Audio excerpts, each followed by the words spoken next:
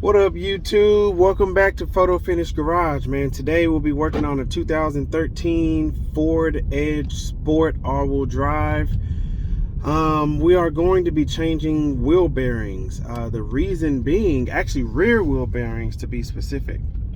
Went ahead and put some new tires on the old girl and started still hearing the growling noise that these vehicles are infamously or notoriously known for. So I was just gonna do a quick video of me driving around the neighborhood and seeing if you guys can hear that growl coming from the back seat. Let's see.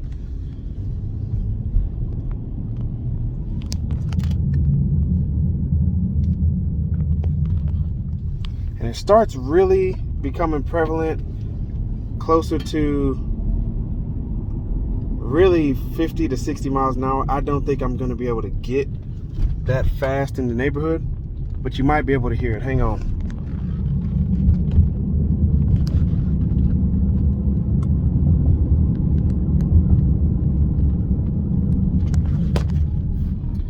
I really hope that picked up. But nonetheless, when I get the bearings off, I'll kind of show you. One of the tests that I did is I lifted up the vehicle and put it on all four jack stands.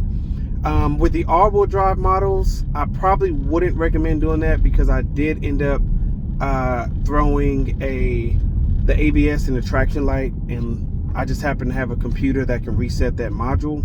But you will throw off your ABS light and traction light, so I wouldn't recommend doing that. But if you're going to do it and you have the computer, I put the vehicle up on all four jack stands, put the vehicle in neutral, and just kind of let the wheels rotate, and I was able to hear the grinding, the same noise that I'm hearing coming from the rear.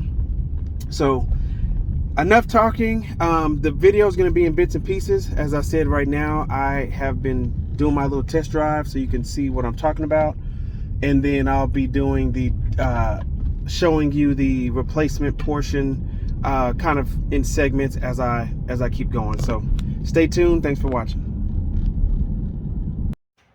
All right, so clearly step one would be to securely jack up the vehicle, place your jack stands down, and obviously make sure the vehicle is supported correctly. Step two, take the wheels off. So we're going to be using a size 19 for the lug nuts, and we'll go ahead and snap off, or zip off rather, both rear wheels.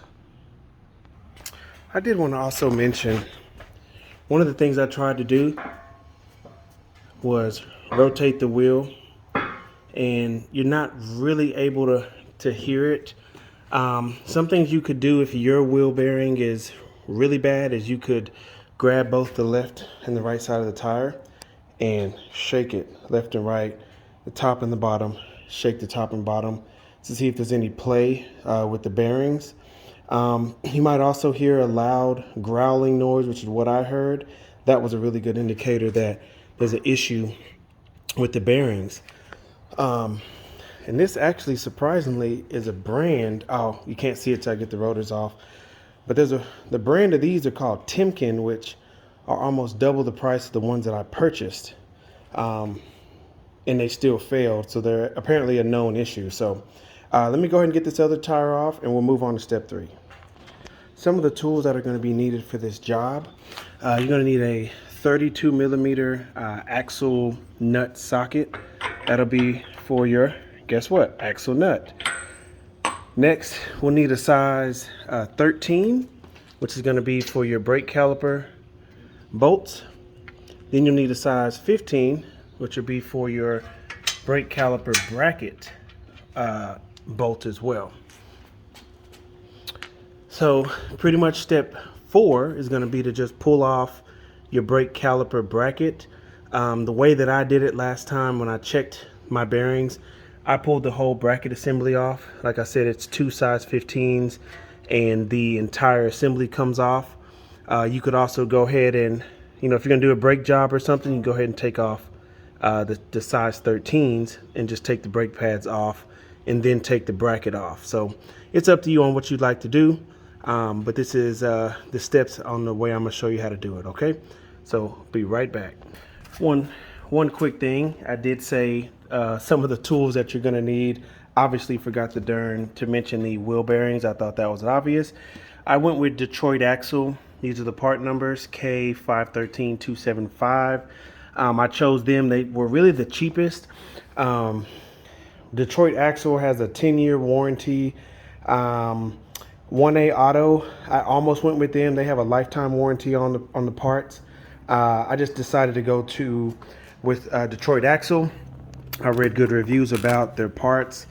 In addition, they had I think 15 or 20% off coupon code. So I ended up getting both wheel bearings for $96 after tax. It was like $103.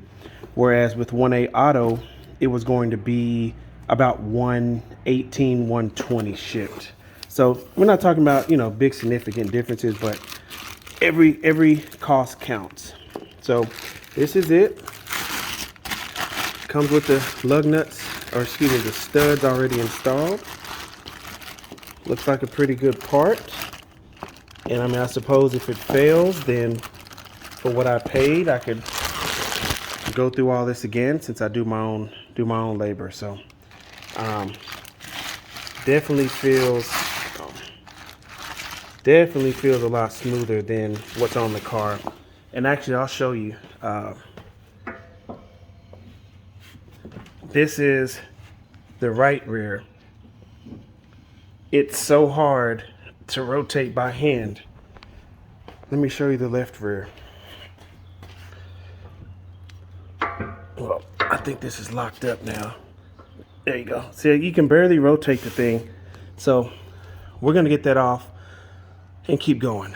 So yeah, so I actually went ahead and loosened up my brake caliper bolts. I'm gonna go ahead and just take those off. 2 size 13s. Take that off. Bam, bam. No issue. See if I can do this one-handed. If not, I will have to come back. Probably helps to have a flathead. So I'll come back after I get my flathead and we'll pry this off. And then I'll go after my 2 15s back here for the bracket. One here and one right down there. So you'll come back. When I come back, that'll be off and you'll see the rotor. I'll remove that and then you'll see the hub. All right, so instead of disturbing my brake pads, I did not remove the caliper separately. I left it. It was just easier for me, and this is the way that I did it last time. So you're supposed to have a screw that holds your rotor in. As you can see, this one does not. So my rotor is going to come off. If your rotor doesn't come off, you can bang right here in the center with a hammer, preferably a rubber mallet. That's what I would do. I don't want to mar this or cause any damage. And you just bang around the edge, and then that'll loosen it off of the hub. So this is your hub. That's it. See, this brand right here is Timken. So who knows when this was last replaced, but as you can see, the part failed. So we're going to go ahead and get that addressed. So the next step, really, you use your 32mm socket, zip off this axle nut, and then you're going to have 4, I believe they're 15mm bolts on the back side, which I'll get a different angle on, and this will all come off. So give me a moment. Let me get set up. I'll be right back. All right, so now under the vehicle we have a size 15, and we got 4 bolts we got to hit. 1, 2, 3, and where are you at? There's a 4th one up there. Oh, there he is. He's kind of hidden back right there. Oops. He's like right on top of this axle right there. But believe me, there's 4. There's the 4th one right back there. All right. So 15mm. Go ahead and back these off. Be right back. All right. So I'm working on getting my 4 bolts loose. I used a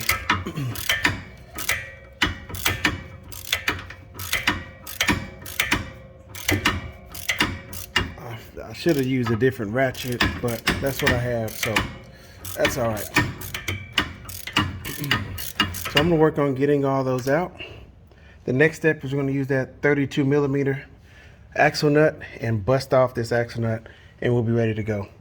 So I'll be right back when I got all 4 of my bolts out. All right, so one thing I want to say, I'm using an electric impact wrench by Cobalt.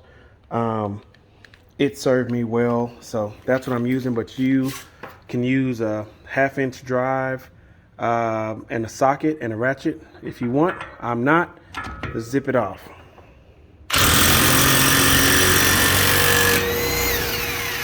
There we go. And this thing is also under high torque. So when we go back to retorque it, I did forget to mention that you are going to need at least a torque wrench that can go up to 300 foot-pounds, because this needs 258 foot-pounds. So I'm going to cover that here in a second. But now that I have that off, see if we can, might have to, oh yeah, let me get a hammer and we'll just hit this in very gently to separate the axle from the inside of the hub. I'm gonna try it with the rubber hammer. If you haven't noticed, I'm real keen on not creating bigger problems. I've learned from a lot of mistakes in the past, so if I can not make a mistake, then I won't. There you go, popping in. All right, so I got that loose. Let's see if it's ready to wiggle off here. Let's see.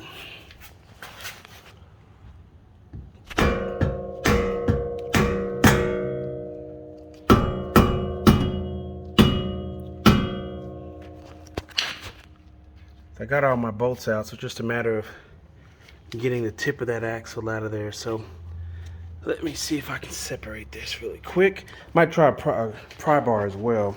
Hang on. And just because it never hurts, you can put some WD in there. You can put some penetrating oil in there, whatever you like, to get those splines lubricated. All right, so let's see here if we can pry it off here. Let's see.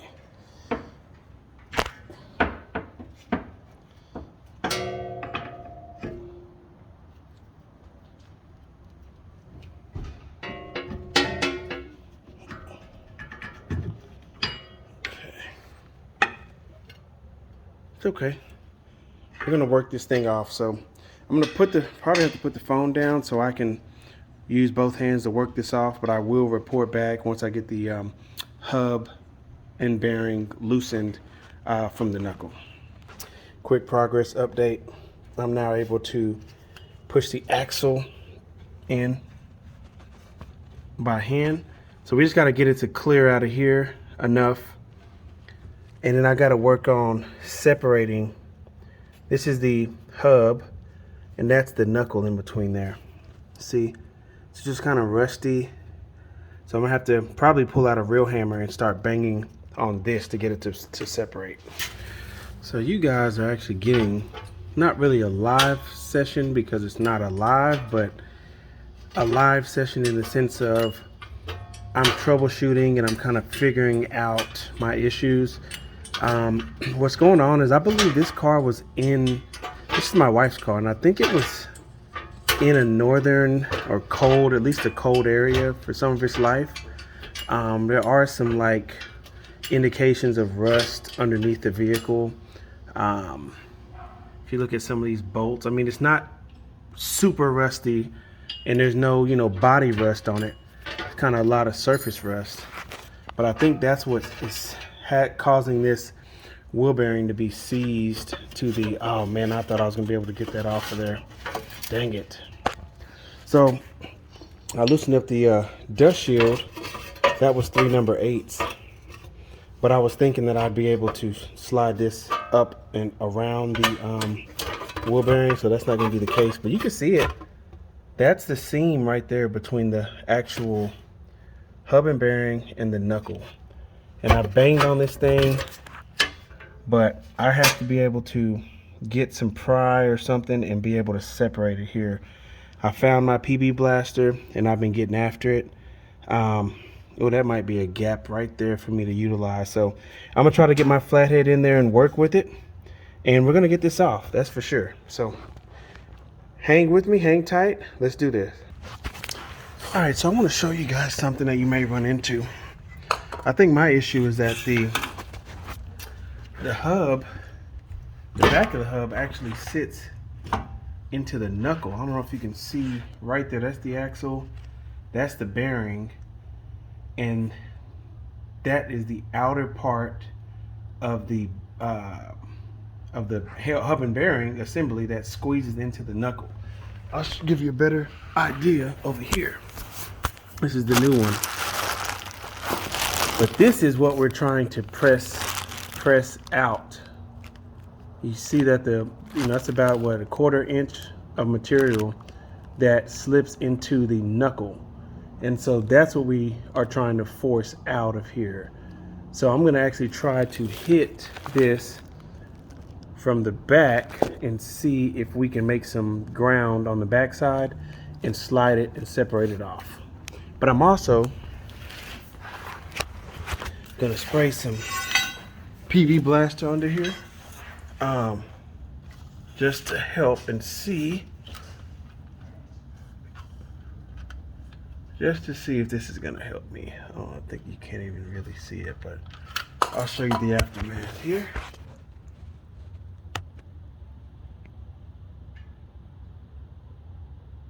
So we're gonna try to bang on that and see if we can get it to right around the edge here. Right around this lower edge. So that's what I'm gonna work on, and then I'll come back when I make some progress. So I do want to say I have some progress here. So the main thing you have to do to separate this old bearing from the knuckle is basically bang the living crap out of this old bearing. I finally got the damn thing to separate, and I'm gonna see if I can work a screwdriver in there on my pry bar, or hell, just bang it some more. But you can clearly see it's starting to separate. So grab a big hammer. I unfortunately don't have a big hammer. I just got my little puny household hammer, but I'm doing work, so we'll get it. Don't worry about it.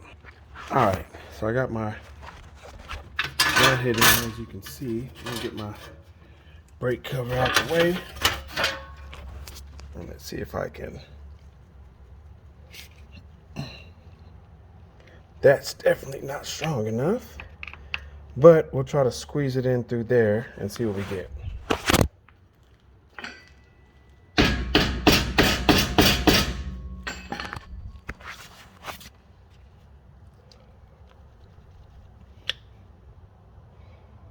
All right, so we're making some traction here.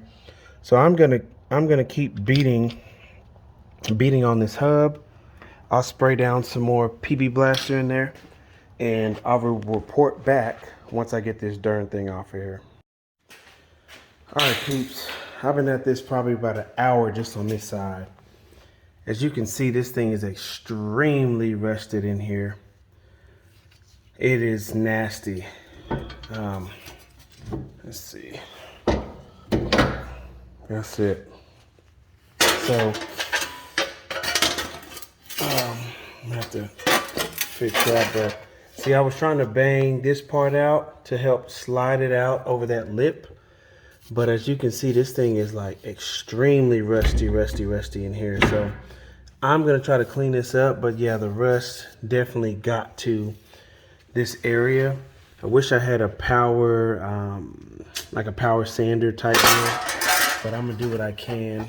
I ended up busting up this brake shield, pretty good. So I'm gonna try to get it off and straighten it back out here. Let's see, there we go. Get that off and straighten it back out.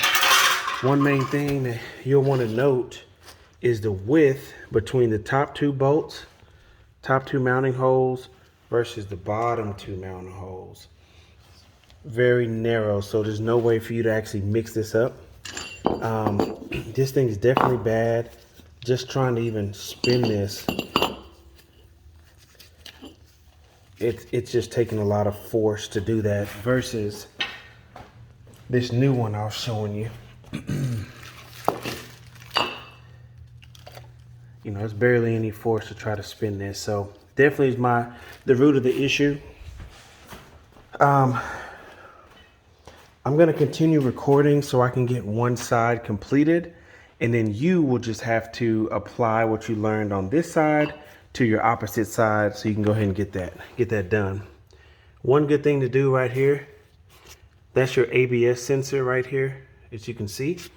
So what I'm gonna do is just grab a towel and just wipe it clear. Sometimes they get dirty from the brake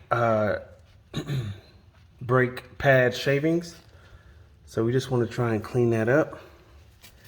And then the rest of this, I'm going to try to clean up the best that I can. I don't really have any sandpaper, but what I will do is grease the new bearing so that it can slide in here really well. And I may just get some 150 grit sandpaper and just kind of clean up this rust. So I'll be right back. You'll see the new surface once I get done cleaning this up. Okay, so I'm back. As you can see, my parts are pretty rusty on the knuckle here, or you can call it a spindle, and then this is the axle here. So what I'm going to do is just lubricate this item here. So I just have a regular, this is the high temp grease, premium grease. I use it for my brake calipers from time to time as well. But I went ahead and tried to scrub this area down with the some sandpaper. But I really need an air sander to really try to clean this mating surface up. So I'm gonna do my best here. Let me try to get that off of the ABS sensor there, because we don't want to attract stuff to it. But essentially this is just gonna help the new hub and bearing assembly slide into place. Let's see here. And I got my towel. Where'd my towel go? So I'm just gonna finish up this side, and I'm not gonna record the passenger side just because it's gonna be the exact rinse and repeat of this. So again, oh, there's my towel. One thing you'll wanna note is the position of up and down. So you see the top two mounting holes are wider, spread apart, versus the lower two. So I'm gonna this thing came pre-greased, so I'm gonna try to throw some more grease on this outside edge here. I don't think that's gonna hurt anything, and I'm hoping it'll just help seat it in this new position. All right, so what I'm gonna do is grab the new hub and bearing here, slide it over my axle. See if I can do this with one hand. We'll definitely try. And then we're gonna try to position it where it's supposed to be. Now let's see. There we go. That's not a problem at all. I like that position. And then what I'm gonna do is look for my axle nut. That'll at least, actually, well, yeah. So this is gonna slide in just fine. We have our series of bolts here. So we're gonna try to start one of them at least from the back side to hold in this hub and bearing assembly. Let's see if we got it. So we got something started there. I'm gonna start my axle nut. So I just want to go over the torque ratings. I mean, this isn't going to be anything, you know, too crazy when it comes to reassembling this. The axle nut's going to be torqued down to 258 foot-pounds, which is why I bought that torque wrench. But you better believe as soon as I use it, I'm going to take it back, because I don't need, there's nothing I'm torquing down to almost 300 foot-pounds. The nuts here that actually hold in the hub to the knuckle, those are going to be torqued down to 85 foot-pounds. And then the caliper bracket bolts are going to be torqued down to 66 foot-pounds. So I'm going to come back after I have all this assembled. I don't think there's a bunch of value in you watching me put the bolts back in the same place that I took them out. So I'm going to go ahead and do that, and I'll pop back in once it's time to torque. All right. All right, so we're making a lot of progress here. Don't forget your brake dust shield. Like I said, those are all size number 8s, so we're going to put that on before we put our hub assembly on. And not to mention, the upper bolts are a lot wider spacing than the bottom, so you're not going to be able to get this twisted by any means.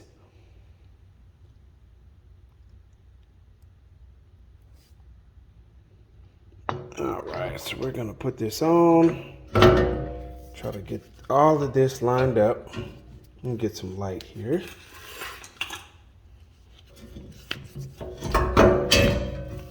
And there you go. So we got our new hub fitting in. So what I'm gonna do is go ahead and start my bolts, or at least the best that I can with one hand from the back. I might not be able to. And that's okay, because you guys know how to reassemble this. We're going to be going from the back side like we did to take it off, and we're going to thread our bolt through the other side. So let me start that and I'll be right back. All right, so what we need to do now, put on our axle nut. So I'm going to save this step for the very, very end because I'm going to need some assistance in order to hold the brakes and the rotors to get enough torque on this. So I'll just go ahead and give you the torque numbers if you're interested in pretty much completing the video here. The axle nut's going to be torqued to 258 foot-pounds. I had to go to Harbor Freight and go pick up a torque wrench that goes all the way up to 300 foot-pounds because the one that I have only goes to 150. And I tried to rent a torque wrench from AutoZone. They don't appear to have one that goes up to 350 foot-pounds. So if you're trying to be safe and do this the right way, 258 foot-pounds is the torque on this nut. The 15mm bolts right here that hold the hub in, they are going to be torqued to 85 foot-pounds. That's right, 85 for those bolts. And then the caliper bracket bolts right here are going to be torqued to 66 foot-pounds. So I'm going to go ahead and get all this reassembled, and I will pop back in once you see how everything has been torqued down.